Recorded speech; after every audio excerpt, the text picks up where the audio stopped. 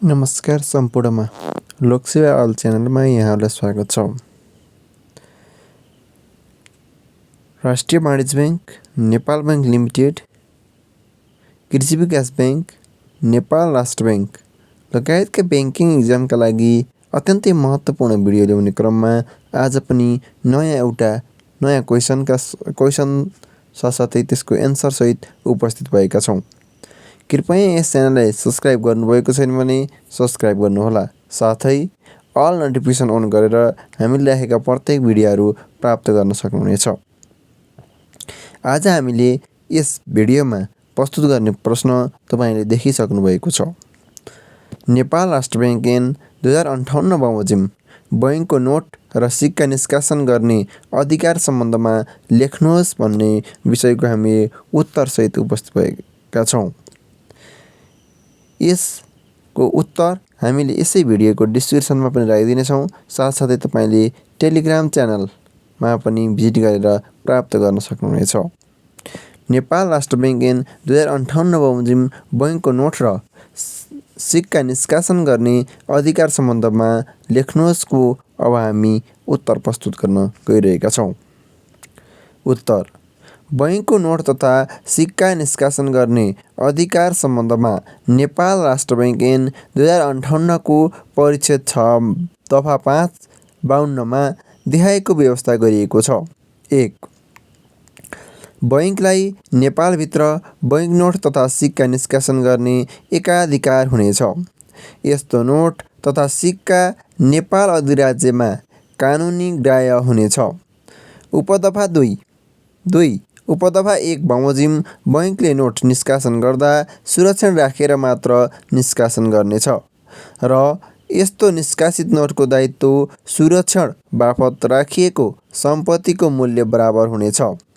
सुरक्षण बापत राखिने सम्पत्तिको कमसेकम 50% सुन, चाँदी, विदेशी मुद्रा, विदेशी धितोपत्र र विदेशी विनिमय अधिकार पत्र मध्ये एक वा एकभन्दा बढीमा र अरू बाँकी प्रतिशत सिक्का, मोहर, डबल र सोभन्दा बढी दरको नेपाल सरकारले निष्कासन गरेको ऋणपत्र र बैङ्कबाट पुनः भुक्तानी दिएको बढीमा 18 महिनाभित्र नेपालमा नै भुक्तानी हुने प्रतिज्ञा पत्र वा विनिमय पत्र मध्ये एक वा एकभन्दा बढी राखिनेछ।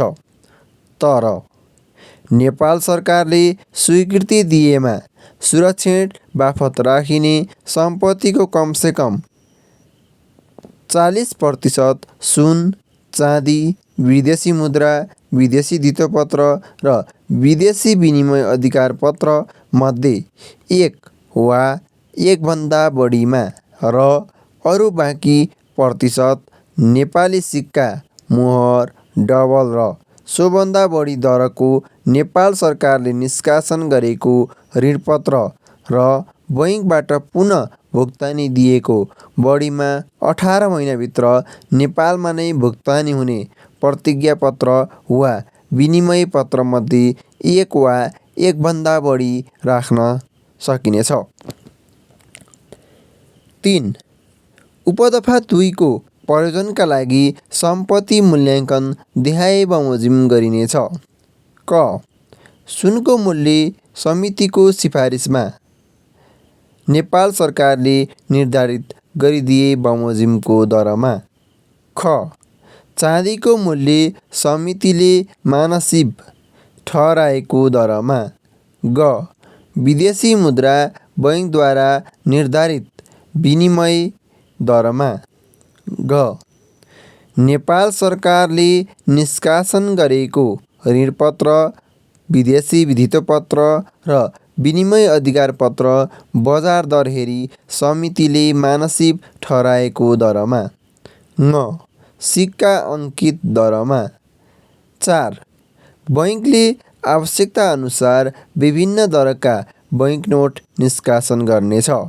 यसरी बैङ्क नोट निष्कासन गर्दा नोटमा देखिने चित्र, आकार र दर नेपाल सरकारको स्वीकृतिमा र नोटमा नदेखिने चित्र, आन्तरिक सुरक्षाको व्यवस्था, बैंक नोट छपाई गर्ने वस्तु तथा अन्य पदार्थ समितिले निर्णय गरे बमोजिम हुनेछ। समिति भन्नाले सञ्चालक समितिलाई जनाउनेछ। 5. सञ्चालक समितिको राय लिई नेपाल सरकारले नेपाल राजपत्रमा सूचना प्रकाशन गरी जुनसुकै दरको बैंक नोट कुनै तोकिएको ठाउँ वा अड्डामा बाहेक अन्यत्र नचल्ने गराउन सक्नेछ। 6. च्यातिएको, मेटिएको अथवा झुत्रिएको नोट बैंकले पुनः निष्कासन गर्ने छैन। 7.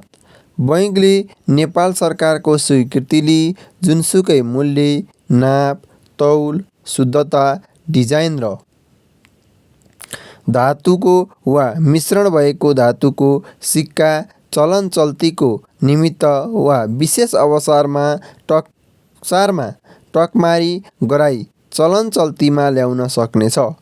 बैंकले आवश्यक देखेमा यस्तो सिक्का कुनै विदेशी टकसारमा समेत टकमरी गराउन सक्नेछ। तर एकपटक स्वीकृति लिई टकमारी गराई सकेको सिक्कालाई पुनः टकमरी गराउन परेमा नेपाल सरकारको स्वीकृति लिनुपर्ने छैन। 8. बैंकले नेपाल सरकारको स्वीकृति लिई कुनै विदेशी सरकारले टकमरी गराउन पठाएको सिक्का टकमरी गर्न सक्नेछ। बैंक स्थापना 9. बैंक स्थापना हुनुभन्दा पहिले नै नेपाल सरकारबाट निष्कासन भएका नोट र बैंकबाट निष्कासन भएका बैंक नोट तिरोभारो गर्ने जवाफदेही बैंक हुनेछ। 10. बैंक नोट निष्कासन बापत सुरक्षामा रहेको सम्पत्तिबाट उपदफा 9 बमोजिमको दायित्व बाहेक अरू दायित्व पुरा गरिने छैन।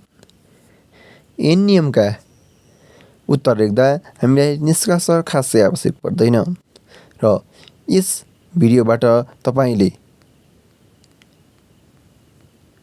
नेपाल राष्ट्र बैंकले बैंकको नोट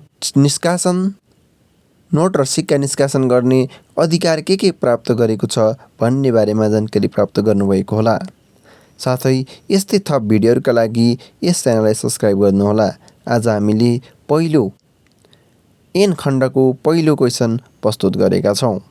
आगामी दिनमा थप एन सम्बन्धी अन्य नयाँ विषयहरू लिएर आउनेछौँ।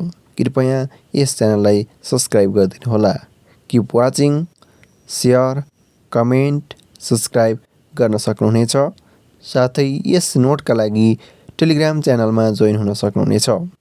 Lok Sewa all, thank you all.